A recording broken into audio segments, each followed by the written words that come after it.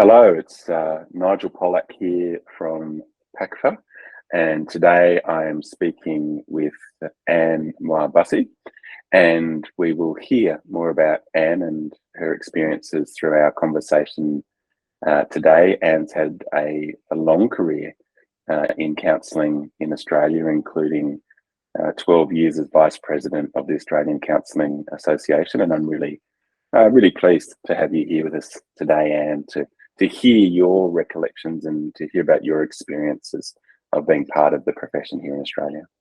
Thank you, Nigel. It's good to be here. Thank you. First thing we'll do is acknowledge country. So I'll acknowledge the traditional owners of the lands upon which we're each meeting today. We're each on different parts of the country. I'm in the mid-north coast of New South Wales on Gumbaynggirr country, so I pay my respects to their ancestors and to their elders past and present, and acknowledge their continuing custodianship of these lands, waters, seas and skies. Thank you. And the same here in Ballarat, Wurundjeri country. Thanks, Ann. So to start us off, I'd like to hear about your backstory. I'd like to hear about where you've come from and how you got, how you came to be in the counselling field, because there's actually quite a story there that I think is really interesting. And are you happy to share that with us today? Just briefly, yes, certainly. I was born in England during the war. My father was a prisoner of war in Changi, in the prison camp there under the Japanese. And after the war, having met Australian soldiers, we emigrated to Australia. So that was the beginning of travelling, I guess, is the journey from the war through to Australia and meeting many different groups of people. And growing up in an era, I grew up in a Catholic era where very much missionary work, or the notion of working with peoples in different cultures and helping people not so well off, was very, very important for us.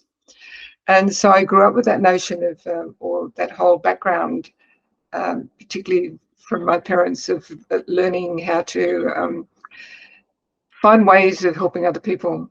So when we did come to Australia, one of the first things we did was my parents actually adopted a Japanese family, as we did in those days. And so we would send part of our birthday presents or Christmas presents to this Japanese family, even though he'd been under the Japanese as a prisoner of war. It was very much then that you worked with these people and worked ways of helping them. So that was, I guess, the sowing of the seed of how did one begin to sort of work and help other people.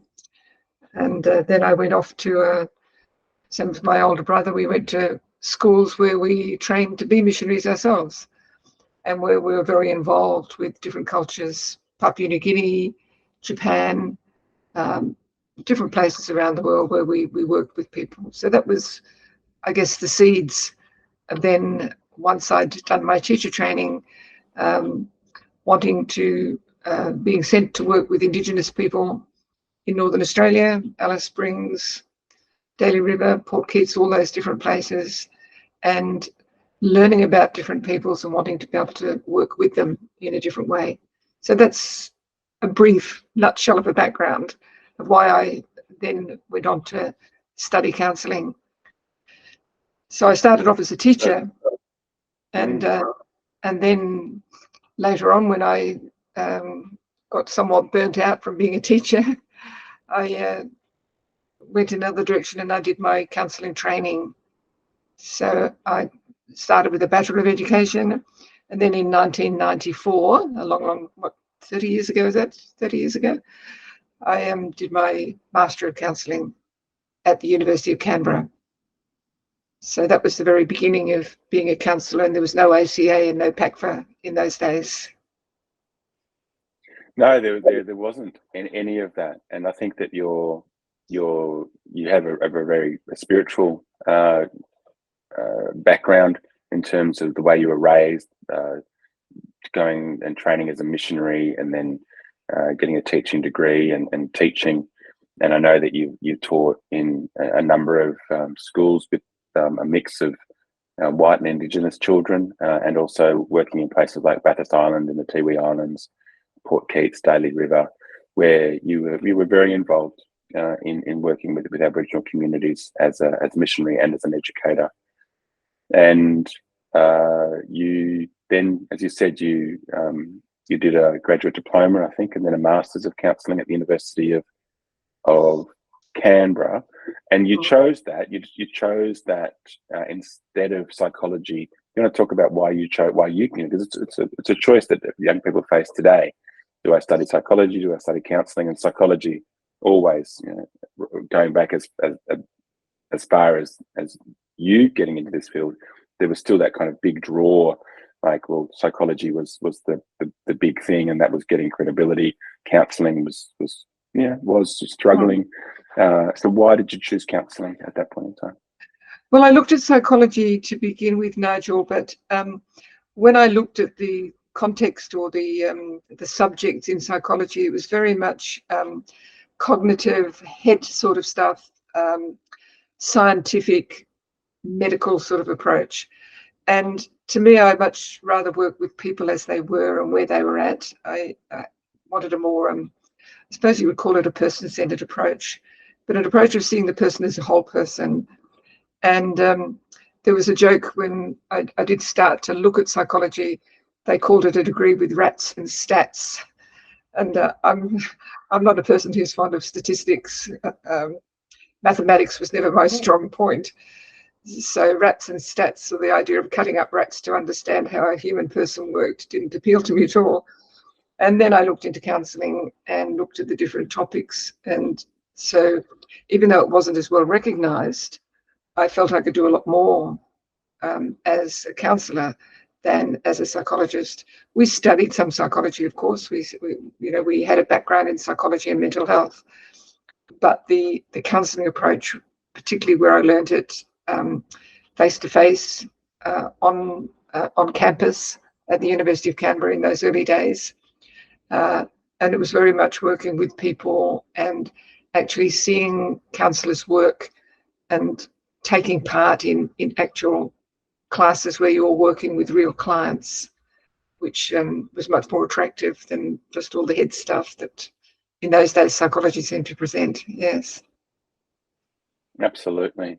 And ironically, coincidentally, at the same time as you were doing your Masters of Counselling in Canberra, I was also in Canberra, and I was studying rats and stats at the Australian National University. And as a recent school leaver, I had no sense that there was a thing called counselling. I was only aware of psychology as an option, and even that was fringe, for where I was at the time, and left me feeling very much wanting in terms of knowledge. I felt that when I did my psychology training, I did a degree in psychology. I was only just scratching the surface, and so it wasn't for a number of years that I then discovered counselling existed and realised actually there's a lot more to be found, and that actually there've been a lot of people over a lot of time doing a lot of thinking and a lot of practicing and a lot of experimenting.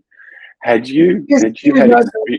Just before you went on there, I think too the difference in the age, like you went in straight when you were young. Had I gone in when I was young, it might have been that I would have chosen psychology. But I had the teaching behind me, and I taught in so many Indigenous schools and the stolen generations and what people had been through. And I guess in my 40s then, must have been in my 40s, I lose track of it, that was much more, so much more could be done actually working with people at that level rather than just looking at the cognitive behaviours seemed to be very strong in those days. And also the diagnostic approach. I think it was, to me, all the way through, it wasn't about diagnosing what was wrong with people. It was about taking people as they were and helping them to look at what had shaped them and what had got in the way of helping them to be free or helping them to achieve the desires or the visions or the goals that they actually wanted to achieve because of that very traumatic background that they'd come through. So they were the people I first worked with were heavily influenced by trauma. And how did one, I didn't know much about trauma studies in those days, but how does one help them to look at things differently and to heal the immense amount of trauma that was stuck in their bodies? And you couldn't do that just with thinking about it. It had to be a much more somatic or psychosomatic approach to working with them. Yes, the behavioural, the purely behavioural, or even the cognitive plus behavioural approaches don't seem enough when it comes to working with that deep trauma. And in Australia, of course, you're working with intergenerational trauma. That's there throughout the lifespan. Last time when we spoke, you mentioned that you'd had some influence of Jungian analysis before you even got to your training. Are you able to tell us a little bit about that influence? Yes, it was. I suppose it was around about the similar sort of time, and I think part of my own life journey of looking at where I was at in life and what was happening, and moving away from missionary work into a different role. And I was lucky to meet or have some workshops with someone who was very oriented to Jungian analysis and Jungian psychology. First of all, began going to workshops and studying that. Something as simple as the Myers-Briggs type indicator to start with, and understanding where one was, and realizing that I was a really strong introvert and it was okay to be an introvert. You didn't have to push yourself out. But that, and then beginning to do formal analysis with some very well-known Jungian analysts in Australia. And that was very transformative, because you're looking at in-depth, like you're looking at bringing consciousness or awareness into your life at a much deeper level. And that was doing 300-400 hours of analysis, not only helped me to understand myself, but how to help other people to begin to become more conscious and more aware. So that was and still is a very big influence in the way I work with people. A deep, much deeper psychotherapeutic approach than counselling. It's quite funny, because some years later I was doing some coaching, mainly because I was trying to set up a business, and I was looking at this particular coaching place offered to teach you business skills as well. And they kept saying, counselling only looks at the past.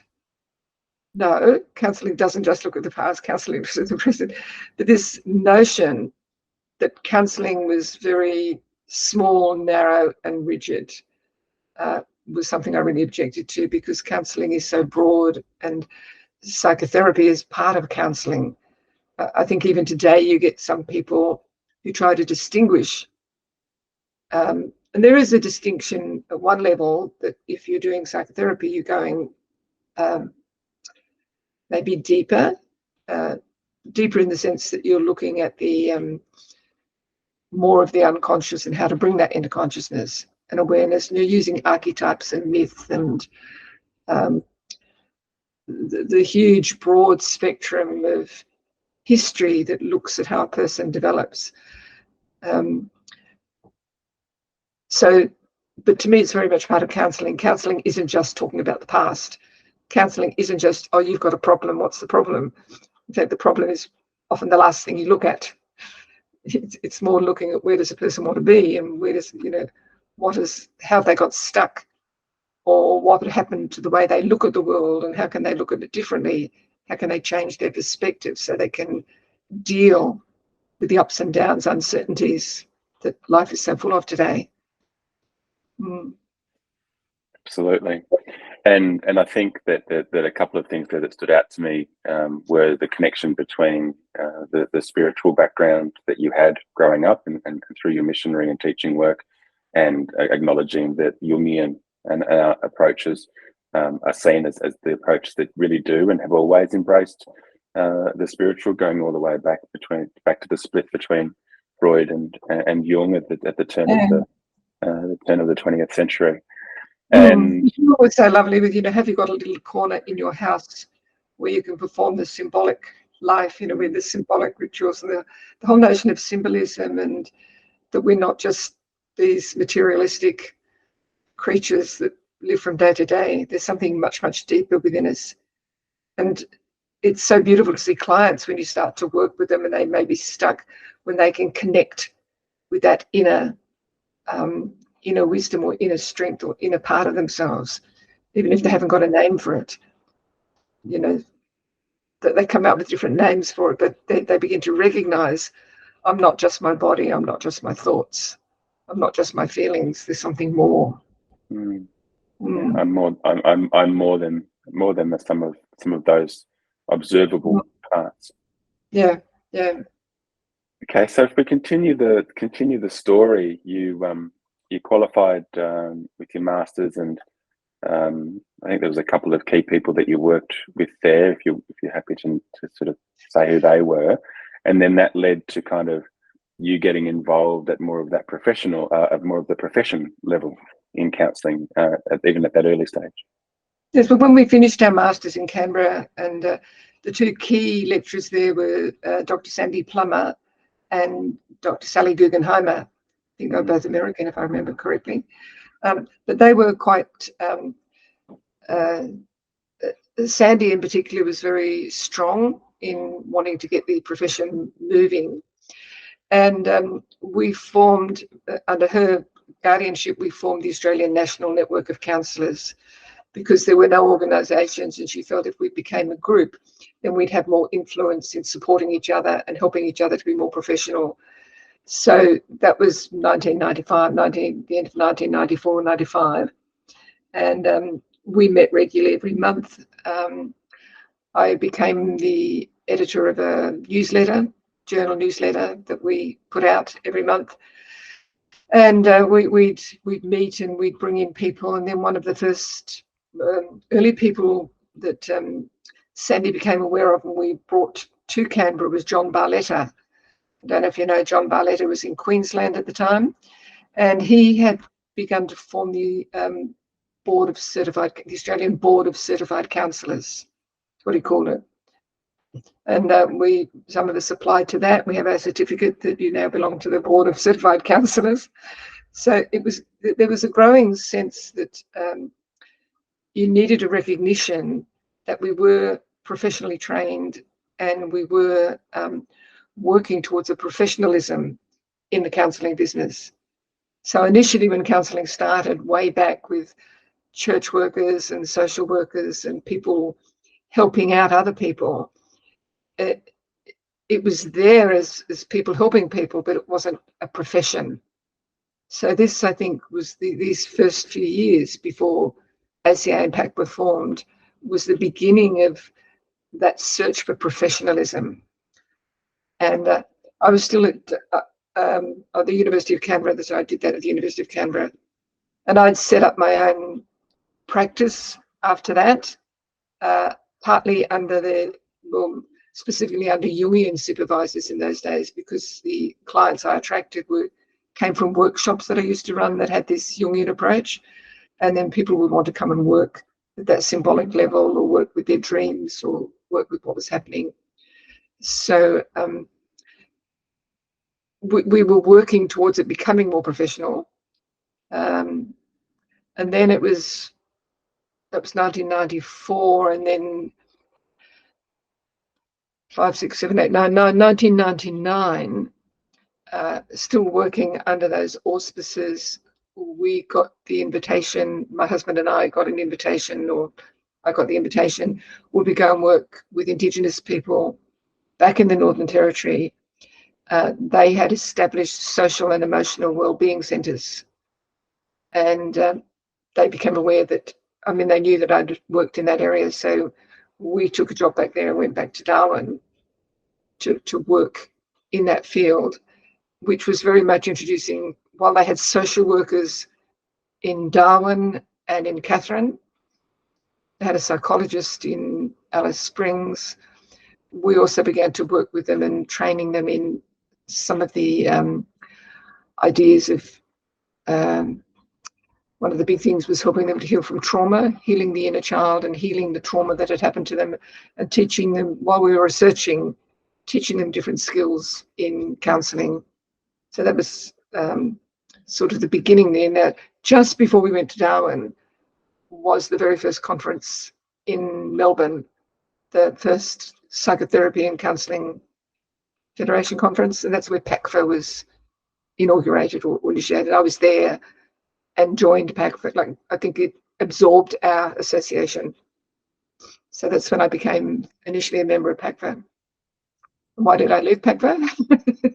Well, let's stay with that for now. I'm sure the story we'll hear the rest of the story. So the Australian National Network of Counsellors that you set up with Dr. Sandy Plummer, only a few years earlier, it was one of the, I think, 36 associations that amalgamated to form the federation that was PACFA.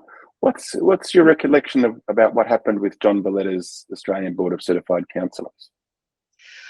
I understand, I'm not totally sure, but my understanding is that he then met Philip Armstrong, I think it was Simon Clark was beginning to look at also setting up an association. Simon wasn't a counsellor, and I don't remember the beginning of that well, except that Simon wasn't a counsellor. Philip had trained or done his bachelor's degree in counselling, or was starting to do counselling, and they were looking at setting up also the Australian Counselling Association. And I think John worked with them for a while. That's my understanding. Okay. What's your understanding about, I mean, what was, if Simon wasn't a counsellor, what was his interest in setting up a counselling association, and why? Why was there now being two competing counselling associations set up at around the same time? There's only a few people who were there at the time who were living through it, so that's why I'm curious as to what your experience and understanding of that development was.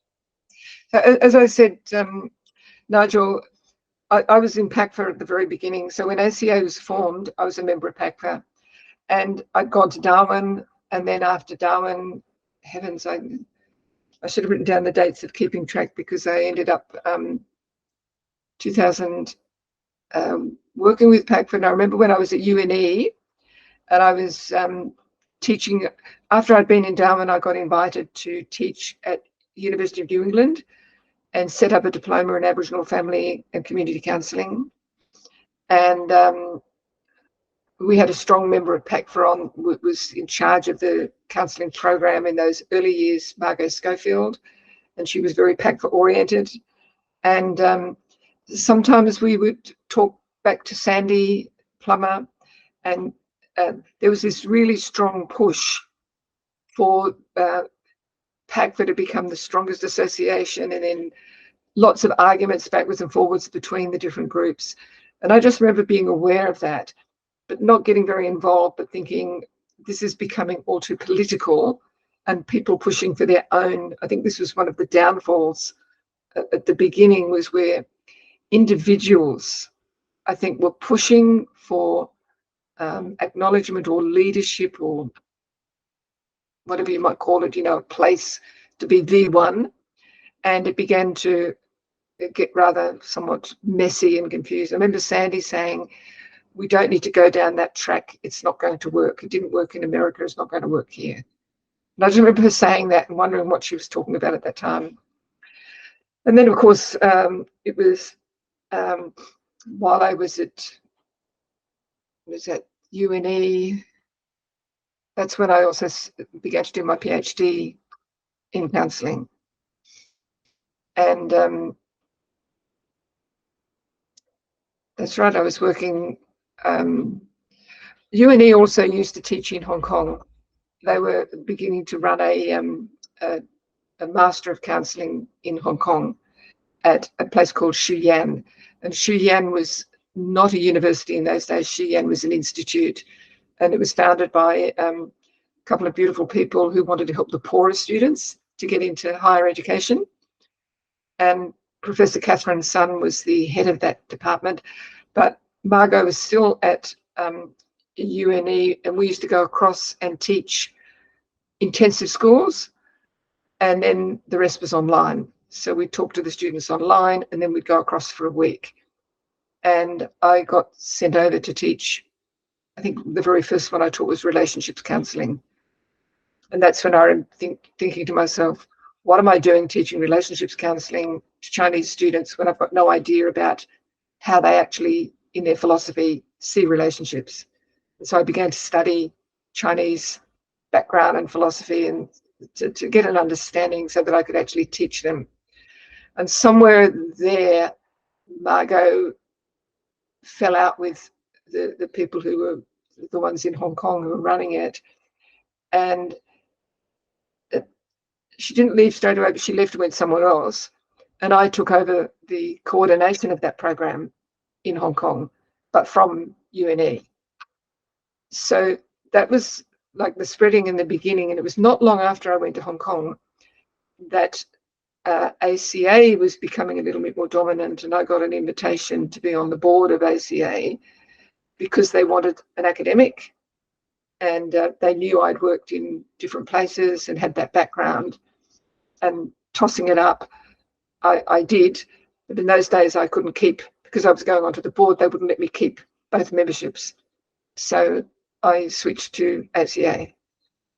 And it's clear there with your connection with UNE and Hong Kong that your connection was with Philip Armstrong, and it was Philip, I think, that was encouraging you to come and join the board, if that's correct. Yes. And the other thing there is you talk about doing your PhD, and actually you did your PhD on how Chinese students reconceptualize counselling concepts.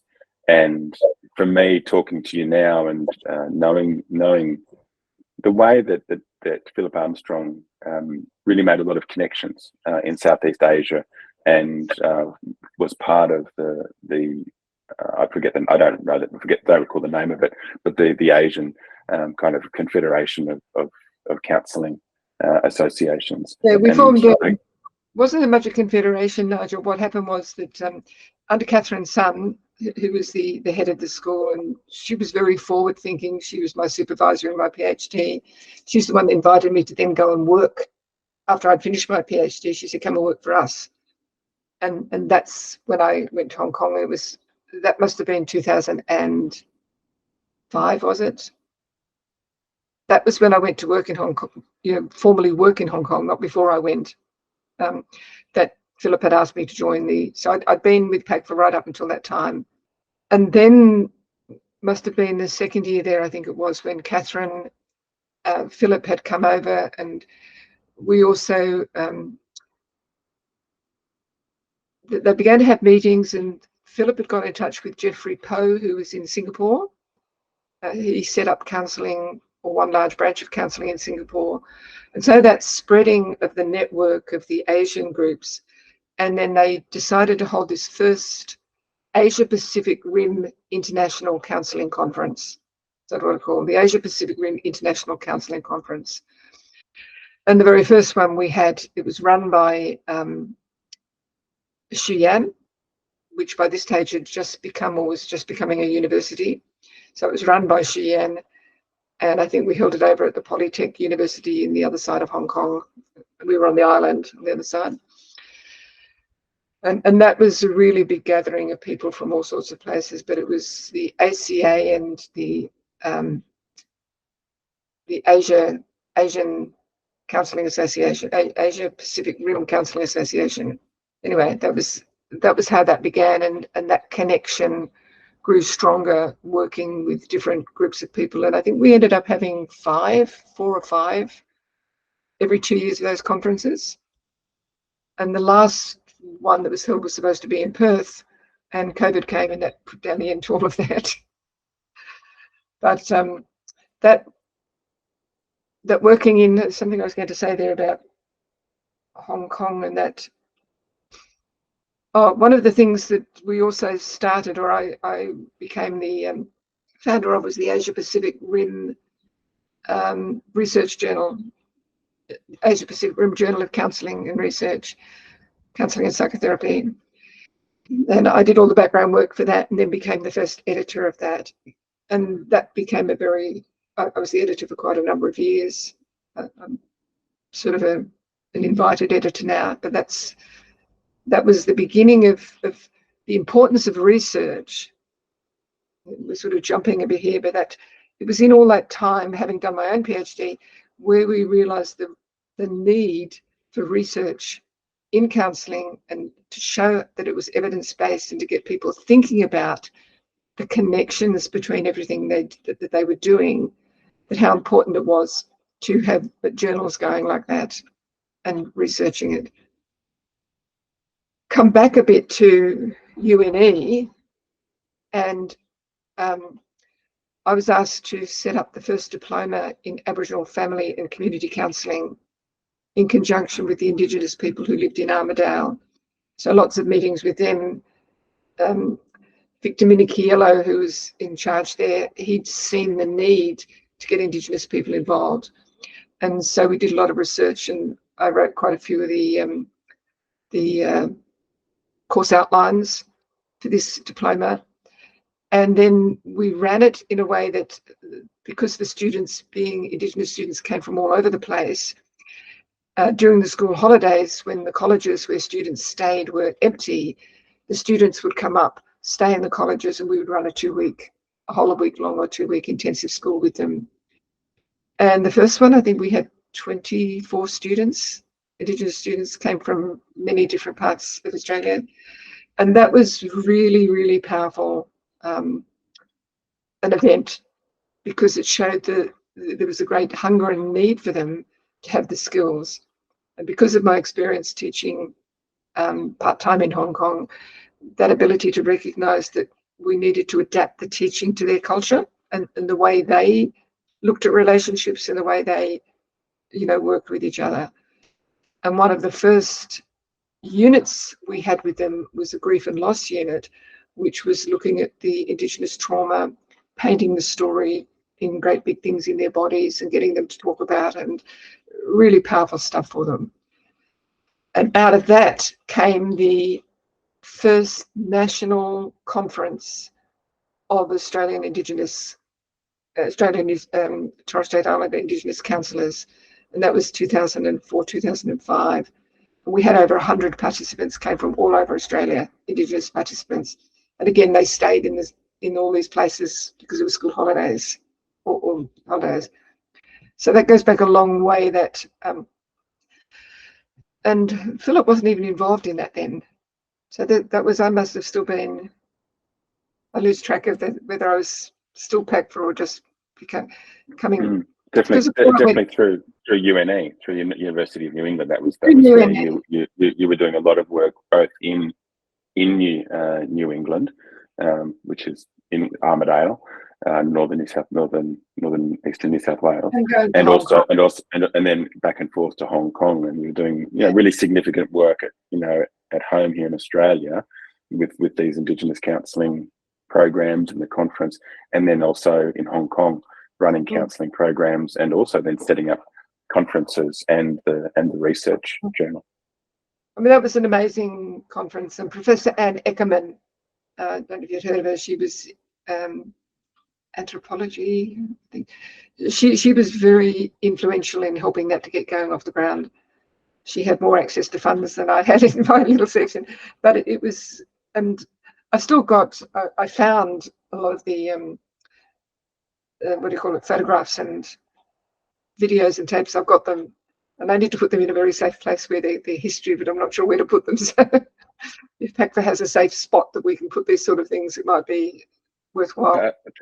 PACFA has a secure storage container, and we are welcoming people to send through what they've got, and that will then we will be looking at probably talking to the National Archives and see what they want to keep from what we've got. And I think that you're right, that what you've got there in terms of photographs and video footage, I think that's going to be very important historically as time passes. It's a pity for some of that to get lost, because that was very, very important stuff. And the same with the work done with the Indigenous people in the Northern Territory and the paintings and things that they did. It was very powerful. Okay.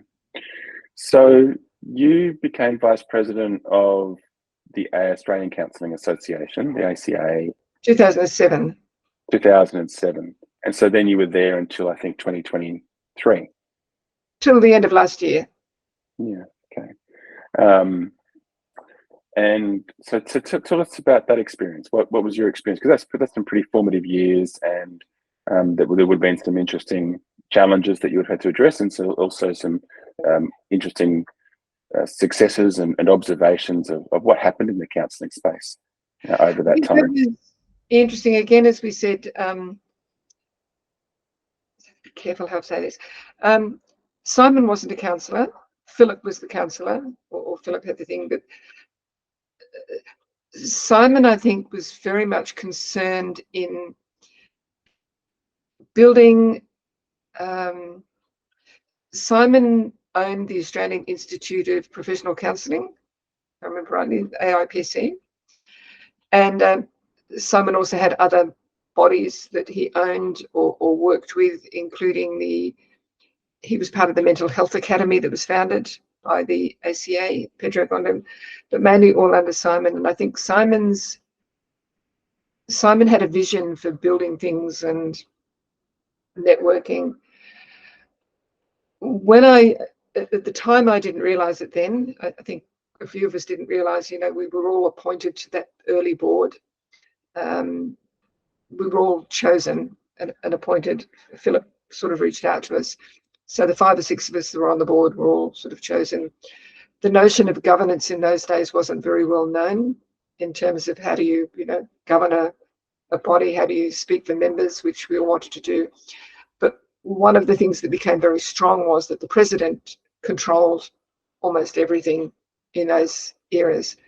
Philip was the behind-the-scenes man who really spread counselling and spread ACA. He had that vision.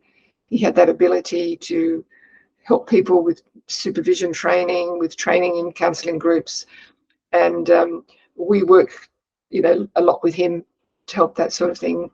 Not really that aware of what seemed to be a huge conflict of interest going on at maybe at higher levels, not with Philip, but with those running it behind and the other groups. With the president, yeah. I think I'm trying to find the right document, but I believe in the Constitution, the president of the ACA had a 25 year, yeah, a 25-year term, so he was kind of president for life, pretty much. Yeah.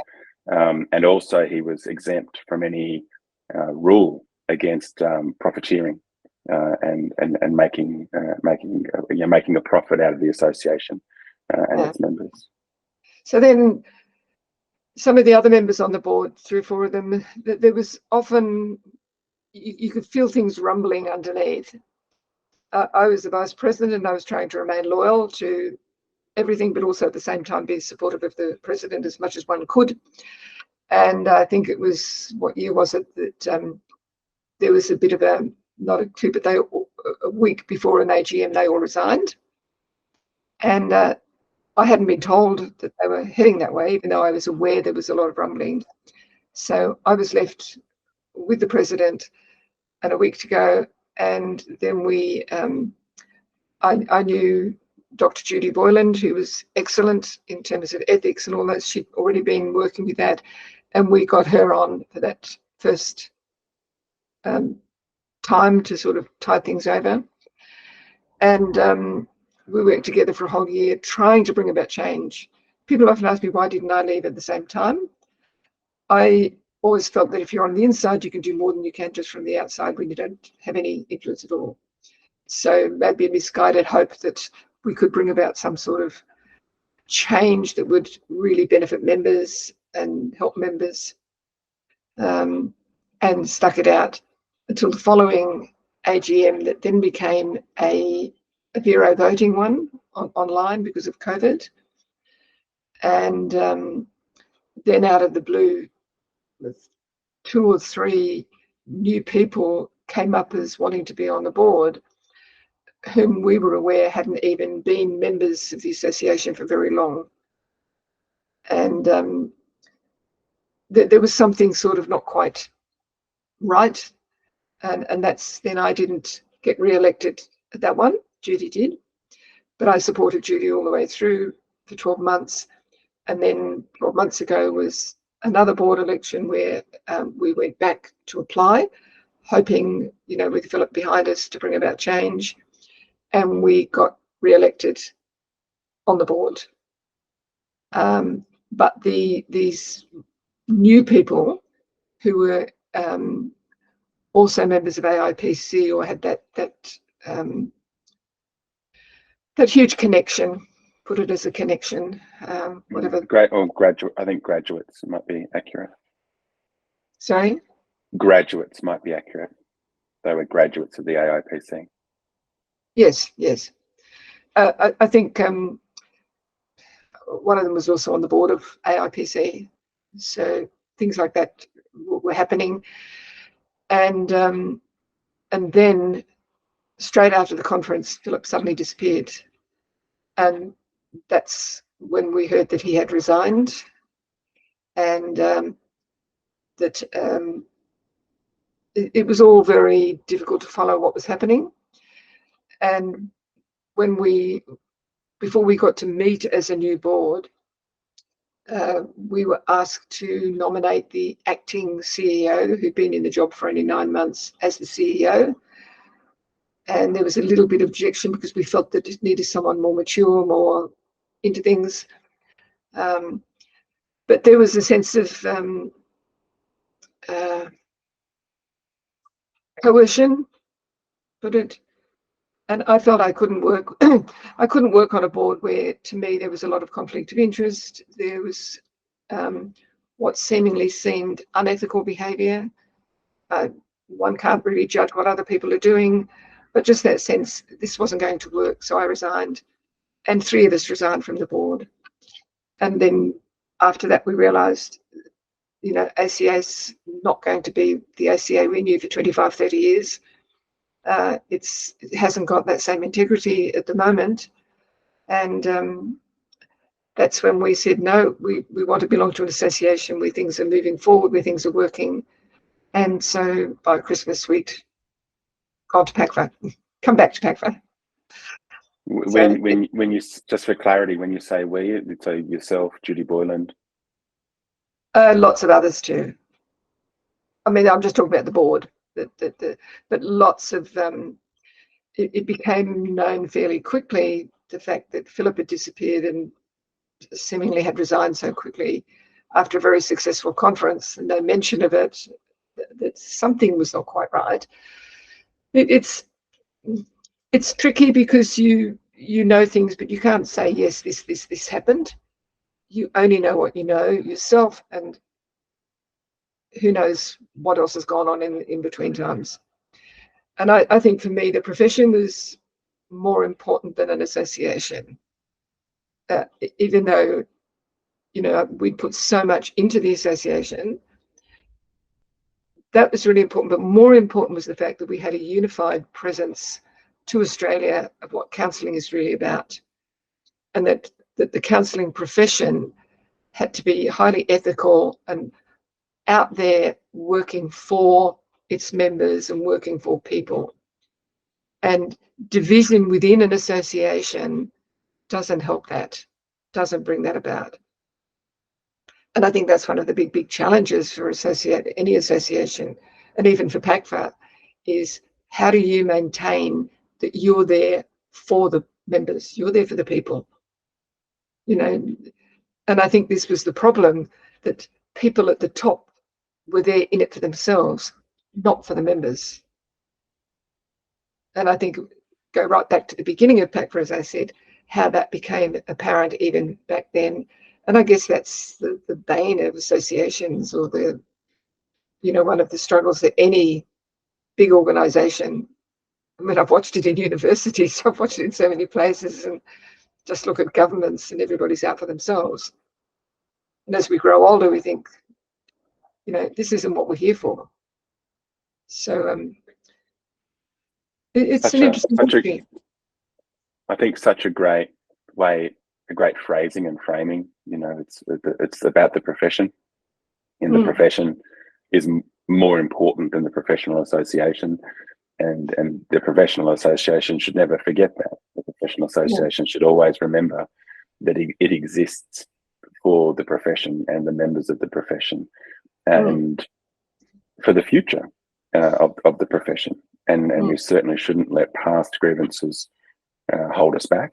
And in psychotherapy and counselling, we, as you said right from the very beginning, we've had to deal with what I think of as the modality wars. That there's always been an argument of, well, this way is best, no, this way is best. It's the somatic, no, it's the narrative, no, it's the cognitive behavioural, no, it's the whichever is the person-centered, but tends to be what you've learned and spent a decade practicing and getting to know at a very deep level. That's what we tend to believe works and is best. And of course, a body that represents all of counselling and psychotherapy, and at PACFA we're also doing our best to represent Aboriginal and Torres Strait Islander healing practitioners. So that group that you were training, that we're aspiring to be able to support and hold them as well, and to hold the position of it's okay, it all works, it's all valuable, it's all important, and there's evidence to support the efficacy of everything that we do, and it's up to each individual member. And this is I think a big distinction between psychotherapy and counselling and psychology. Where in psychology, they're training scientist practitioners. In psychotherapy and counselling, we're training individual practitioners who will go out, and we know that they will do something that no other practitioner does, and then they will be with an individual client, and that dyad will do something that no other dyad will do, and that's something that our profession embraces, and that we as a professional association on behalf of our members need to embrace and hold and support that, and not let the conflict undermine what it is that we're trying to do for the good of the whole. I think too, Nigel, just to go back a little bit, when we're talking about people and the conflict that happened, I think it's important to remember that in good faith, I think people do what they think is right at the time, and we can all be misguided. I'm sure I've been misguided in, pushing for things at different times. So looking back at what went wrong, I think when it was founded in good faith, ACA, and with a desire to make it known how it happened and how it then got maybe misguided. That could happen with any individuals in charge, and I think it's not about blaming particular individuals. I don't want that to be part of the narrative. It's about recognizing that when we are working for a profession, as you say, and we want that profession to be ethical, and we want it to be transparent and open and working for its members. Two things: the bigger that organisation gets, the more difficult it is to, I think, keep track of what's happening and keep people involved. And I think one of the dangers could be that the urge to grow numbers, you're taking on people that just wanted to be recognised as a professional counsellor, but they weren't really doing much about it. They got their degree, they want to be acknowledged, they want that title. But my experience with the association and with both associations is that a lot of members don't want to get involved. They want that title, they want you to serve them, but that's it. And that's not helpful for an organisation. So it's rather than try to build and numbers are not important, it's, do we have a group of people who are really concerned about the profession and who are there not just for their own glory, as it were. And I guess this is one of the things when you bring people onto a board, how well qualified are they to work for other people? How well trained are they? Are they there, just for their own title of being a board member? Or are they there actually to serve others in a different way? And I suppose even looking at PACFA, one of the things that, it's not a question I don't know enough of how it works, but the fact that the board is made up of so many different colleges, like members of different colleges, and is the membership of that college more important than the governance of the board? It's just a question that came recently, just thinking, because I'm, as you know, I'm on the ethics committee now, and I'm working hard with them for the code of ethics, and thinking, we've got to get this right, not governance board being more concerned about their own group than about the whole. And maybe this is where ACA went wrong, where the governance group was more concerned about their own little bits rather than the whole, or about numbers rather than the whole. And what's this doing to the profession in Australia? You know, what's happening to the recognition? I was in Canberra for the meetings that they had when the Medicare rebate was being brought forward. Philip asked me to go as a representative, and I went along with Di Stowe from PACFA. The two of us were there, and we were two amidst a group of psychiatrists, psychologists, different groups of psychologists. I mean, that's where I saw this huge division in psychology of these psychologists were better than those psychologists, and those psychologists were better than the other psychologists. You think, what's going on? But the way that as a group they downgraded the counselling profession was rather difficult to take. And think, you know, we had PhDs, been in the profession 30 years. Some of them had only been there 10 years, or they didn't even have a PhD. They hadn't studied that much. But because they had the title, that was more important. And you think, excuse me, what's going on here? But the division between the associations didn't help. You know, I mean, Di and I presented a together face, like we were very much there. But it was it doesn't help when you have that division within the organisations. And how can we overcome that? How can we bring back to the forefront that how people see counsellors and how the government sees counsellors is, and I know they're working on standards and working on all sorts of areas now, but even that is, in a sense, trying to put it all in little boxes rather than seeing the holistic approach that each of these people can bring. It's trying to tie us up into a box. So you belong to this little box, so you belong to that little box. Excuse me, I'm not in a box at all. It's a huge challenge. And I mean, as president of PACFA currently, that's so the focus, that finding the right balance between what I said earlier around every counsellor is a unique individual. Each psychotherapy does psychotherapy their way, and likewise with Indigenous healing practitioners. And at the same time, trying to meet what they broadly call community expectations, but really is the expectation of government and sort of big business, you know, industry, and their need to have a box, a category to tick. Are you a registered X? Because if you're a registered X that's approved, government, if it's government approved, that's the best. You know, the Australian Allied Health Profession Regulation Agency, that kind of, right, you've got your stamp and everybody says, okay, great, now we can do high caps and you can do Medicare rebates, and that's kind of the standard, and we'll give you private health insurance. And how do we sort of get to that level of unified acceptance without giving up our freedom, our freedom to practice in unique ways? That's a big challenge, and it's ongoing. It is, and it's interesting when you say that. Just an example of how even government bodies haven't got that sort of knowledge. So the NDIS, for example, and what's been happening there. And I've been a supervisor for a long time, and I was supervising a counsellor, two counsellors who tend to use a lot of art therapy in their counselling work, but not just art therapy, they use art therapy. Both of them had clients with NDIS, and I've been approved by NDIS. But suddenly it came out that this person was taking on a bit more NDIS work, and they said to her, oh, but you do art therapy, your supervisor must belong to the ANZTA, the Australian New Zealand Art Therapy Group. ANZTA. Why? I mean, I taught students when I was training students in counselling. I've studied art therapy. I don't have an art therapy degree, but art therapy is a normal part of counselling.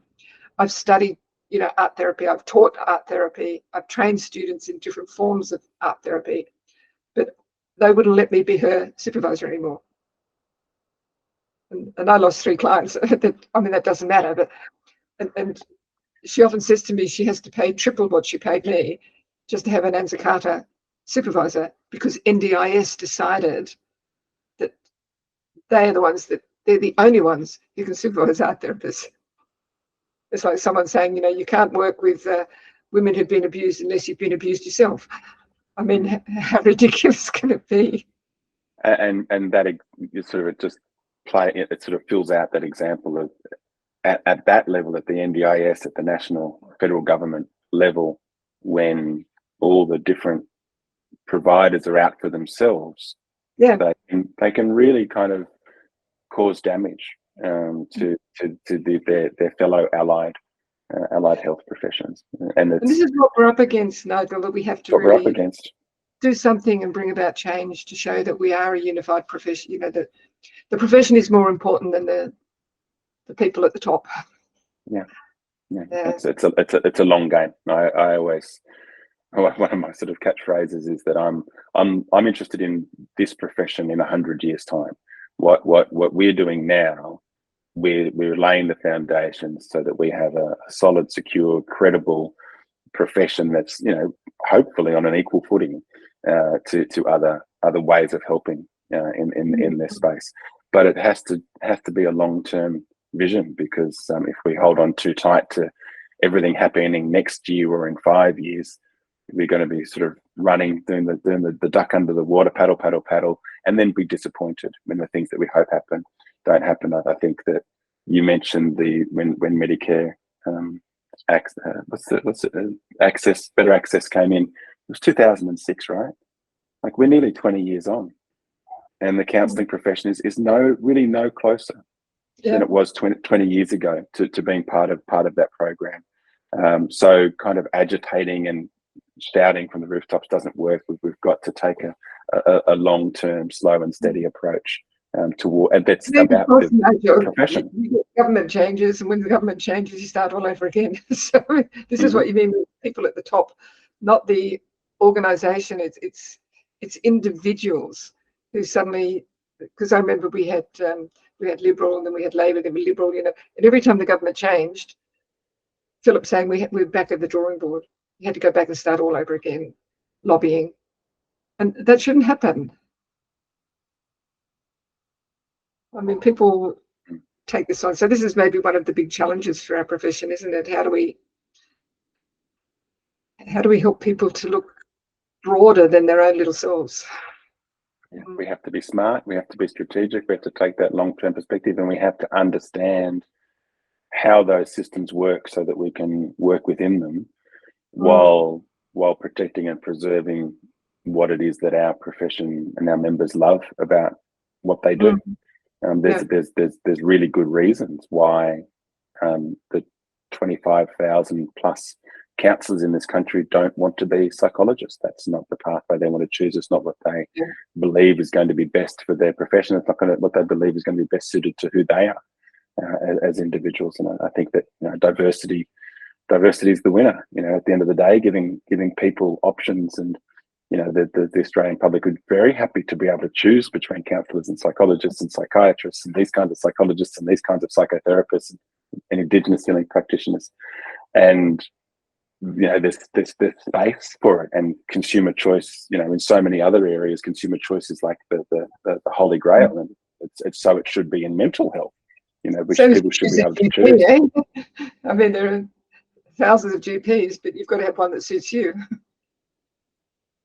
Absolutely, and so that's the ongoing challenge, isn't it? Okay, so let's talk then about. I want to go on to talk more about the vision for the future of the professions in a moment. Perhaps if you can, are there any sort of other challenges, achievements or challenges or lost opportunities in your time with the ACA that you would like to share? I think one of my opportunities probably I missed is not speaking out enough, like being afraid sometimes to speak out.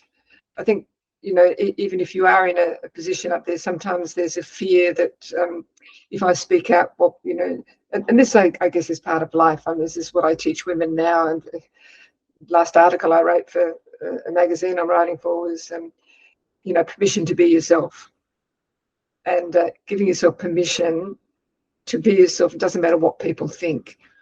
I think sometimes we're held back because we're afraid what people might think, or that it may not be accepted generally. And I think sometimes we have to learn to challenge the status quo and not be afraid to do that.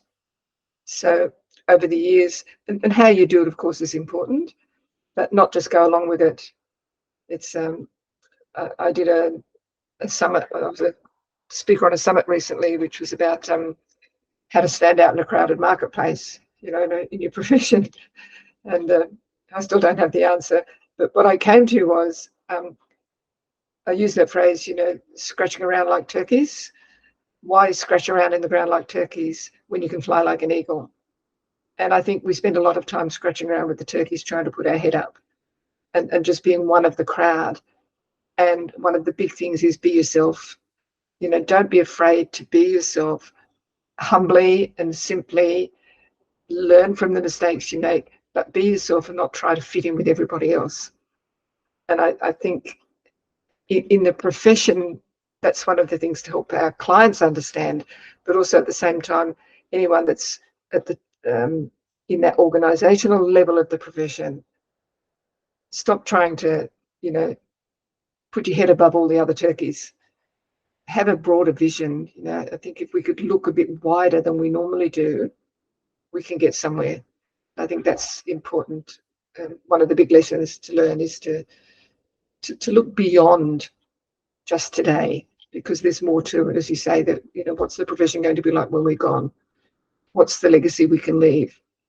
And I think the best legacy we can leave is being true to who you are as a person, and those values, and being able to sort of live those values. And if you're with a group of people that don't have those values, well, don't hang around with them. Live somewhere else. You know, we spend a lot of time trying to hang around.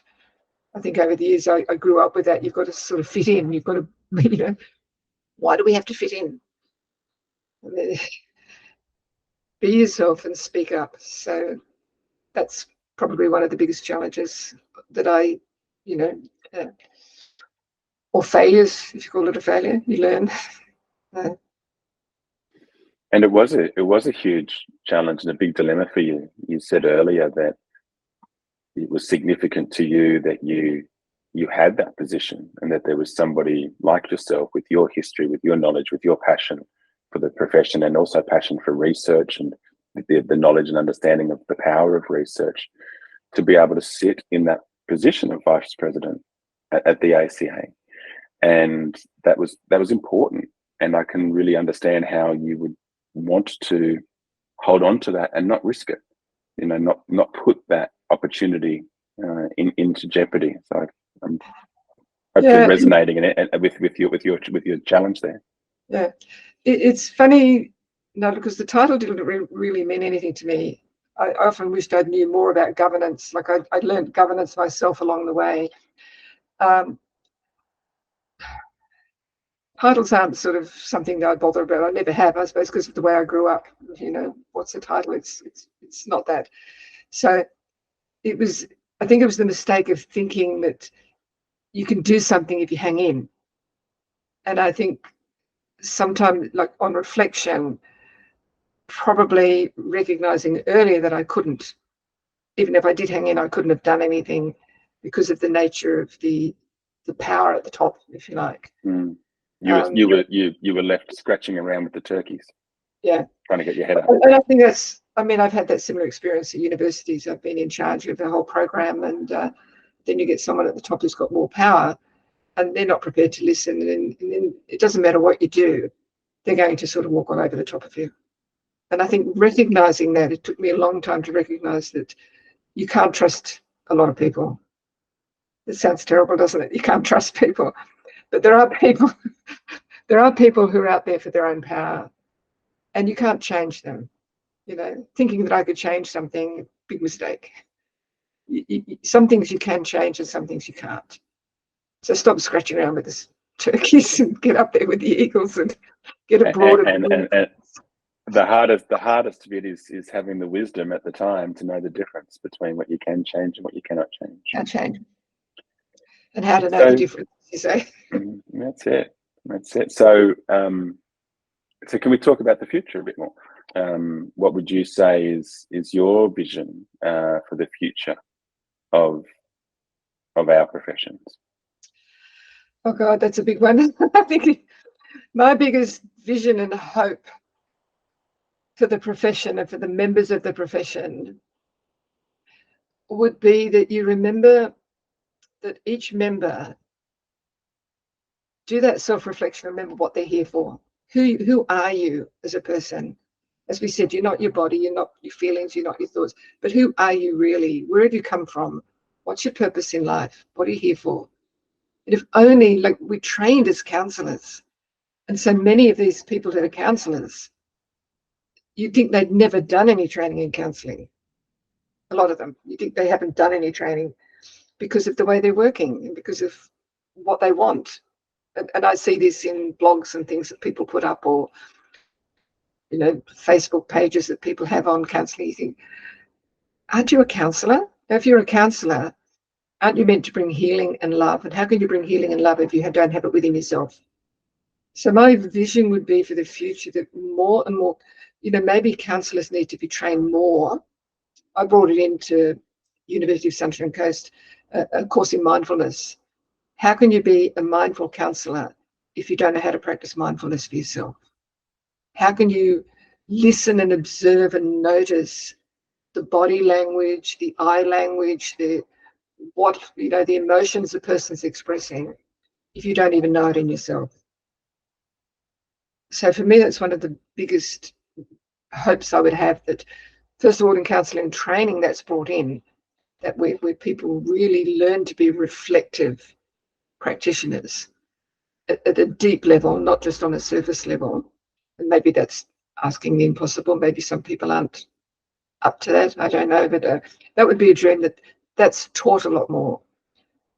And the second thing, that in being reflective, they become curious in the sense of that asking questions, research, being open to what's happening around us, being open to what's happening on the political level, and not being afraid to face uncertainty, because we live in really uncertain times.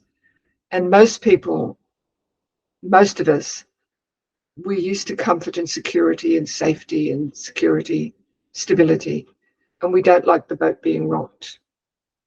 And, can we learn to embrace uncertainty and find a different way to deal with it? Because if we can do that, we can help our clients to realize that life isn't going to be all certain, secure, safe. Not in today's world. I mean, never was, but it's even worse today. And how can we help them to deal with that? You can't do it with others unless you can do it yourself. And for me, that's one case where you do have to know it before you can do it with other people. Absolutely agree. That's that idea of the significance, of the centrality of the person, of the therapist, and that's what's being developed through the training, the capacities of that person to be with other people in a way that's of service to that other person. You spend a lot of time editing research journals, and you spoke earlier about the importance of PhDs. Can you say more about that in terms of how you see research and research levels of qualification, university qualification, fitting into the future that you would aspire for the professions? Yeah, it's not the qualification as such, although I think, why do people do a PhD? And I think most people do a PhD it's the research. For research, and also a lot of jobs require it, like particularly counselling jobs. If you want to be a counsellor trainer, I think you require a PhD to have that background. One of the sad things at the moment is a lot of the training colleges that teach counselling don't have counsellors at the top. They've got psychologists or they've got social workers. So when I went to University of Sunshine Coast, I was the only fully qualified counsellor. I had my PhD, but there was someone who was a social worker who'd studied a bit of counsel, someone who'd done some marriage counselling in the States, another social worker. They were social workers, and they didn't, while they had some understanding of counselling, they didn't have that background in counselling and research. And trying to introduce a research subject in order to help the students to be more reflective was really hard work. I sort of just had it wiped out, and then I got it in there. And then as soon as I left, I cut it out again. This is the way it happens. But I think we need counsellors that are able to research what has been done, what is going on, what's working, what's not working. Now, whether that's quantitative or qualitative depends on the person. Qualitative. I even heard a group say the other day, why would you do qualitative counselling research? And I said, because you get a much better story. You get an in-depth story. Whereas if you're doing quantitative, you get figures and numbers and stats again, and you're getting some idea of because of so many numbers, but you're not getting the stories from people. So I think it's really important to, I think research should be part of counselling training. Now, you've got a lot of universities or groups that won't put the money into that or won't let them do it. Those that are accrediting counselling programs, I think there's a limited, in some cases, there's a limited understanding of the importance of research. It's, you know, once you've got people doing research and doing it at a deeper level. I mean, I know someone who, for the research, all they did was put in a literature review, get the students to do a literature review. Well, that's all very well, but that's not teaching them how to listen to people, how to gather evidence, how to build the story behind what's actually happening for people's. I don't know if I've said that very well, but it's. I think it's really important. It's perfect. It's perfect. Yeah, we need to have researchers in our profession, and we need to have people who are able to lead on behalf of our profession within the academic spaces, within the institutions that are doing the training. The other thing that I'd ask you about in terms of the future also draws upon your past, which is the many years you spent working with Aboriginal and Torres Strait communities and community members, and doing healing and in those spaces, and training counsellors and holding Indigenous counselling conferences. Where do you see that? Where do you see the sort of emerging approach to diversity sitting within the counselling profession? Is that something that's important for counsellors to embrace? What do you think that the future holds or should hold for counsellors in terms of other cultures and diversity? I think, to me, diversity is essential. I mean, we are a diverse group of people. Even with Australians, you've got so many diverse cultures. So your two things, like the Indigenous community is very, very important. And it's one of the things that's really important is listening to the Indigenous people. But at the same time, I might get sort of hung, drawn and quartered for saying this, but I think one of the things, any group, as we were talking about before, you get groups and they become precious and important. Now, I'm not saying the Indigenous community is precious and not that.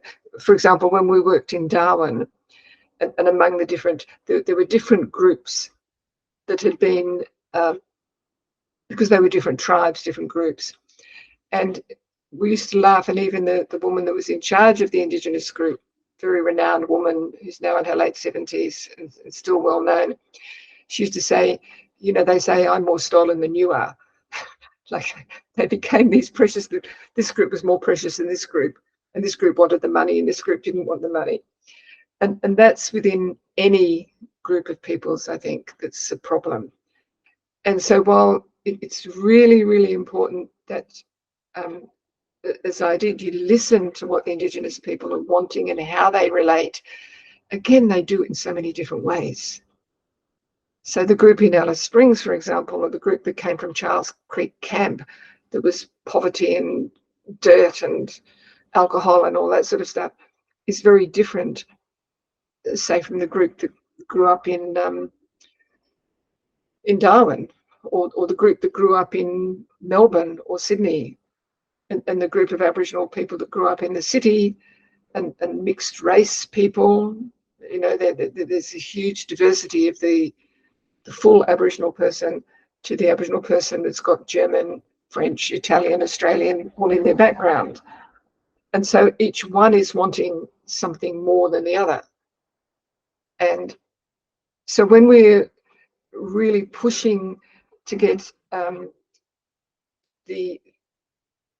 there's no one Indigenous approach to counselling. That's what I'm trying to say. There's no one white approach to counselling. I don't believe there's one Indigenous approach to counselling. And I think what then comes out of that, and what's more important, and the same with all the other cultures that we're working with, is that we listen to the group we're actually talking with and try to understand where they're coming from and work with them. And so working with this group in Hong Kong might be different to working with the group in mainland China. And working with that group might be different to the group in Singapore. And working with that group is different to this group of Indigenous and that group of Indigenous. You know, I had, after I'd left the UNE and I was in Hong Kong, they were still writing to me saying, you know, why don't you come back and help us set something up in our community? Yeah, you can do that, their community, but it's for their community. It's not for all Aboriginal people, if that makes sense. So I think that diversity and understanding where each group of people is coming from is important, and respecting that and not trying to make it into one little precious commodity. How do we do that? How do we do that with counsellors? What does that mean for how we train and develop our counsellors and psychotherapists? Oh, well, we should be training them in cultural diversity, shouldn't we? How do we do that? Training them to learn to listen to people. Again, come back to that reflective thing. You know, sending them out to talk to different cultures, I suppose. I don't know. It's I grew up with it, and I was always curious about how do these people think and how do they, you know, how did they do it? I know when I went to live in Hong Kong, or when I first went to teach there, and with my PhD, just asking all these different students, what was it? You know, why did you do this course? What was it? What background did you have? What brought you to it? And understanding then how their own culture was important to them. But maybe this is the point. A lot of people don't realize how much they're influenced by their own cultural background or by their own thoughts and feelings, and beginning to even question those. So it's teaching counsellors and psychotherapists, how do you question yourself, and how do you then help other people question what's important to them, understand that so you can talk to them in their language. You know, when I'm working with people, I usually want to know what do they believe in terms of afterlife, or, you know, what's their background? Do they have any religious, spiritual, what's their background? And do they recognise this space within, and what do they call it? And then using their language.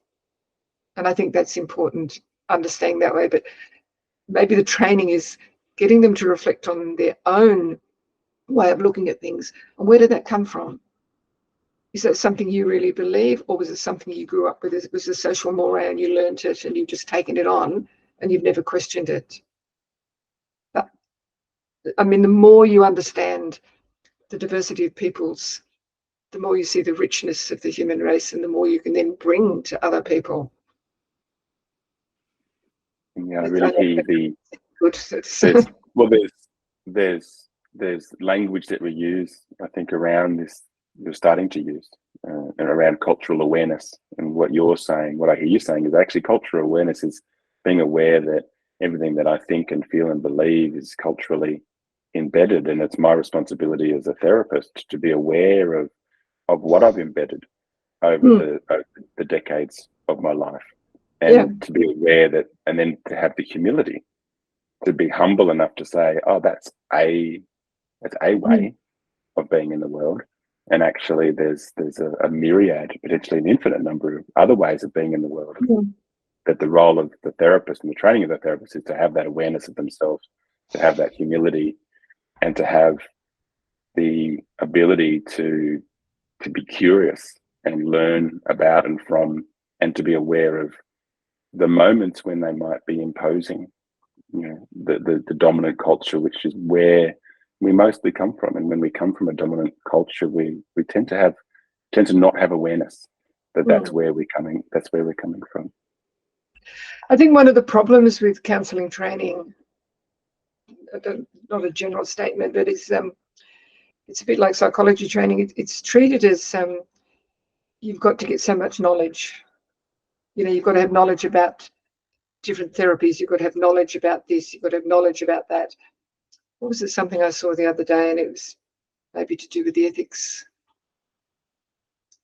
As we're working on the code of ethics, something that we were working on, and some statements that came back that you'd have to be a genius to know everything that they require that you should know. I think that's a lifetime of learning. Be realistic.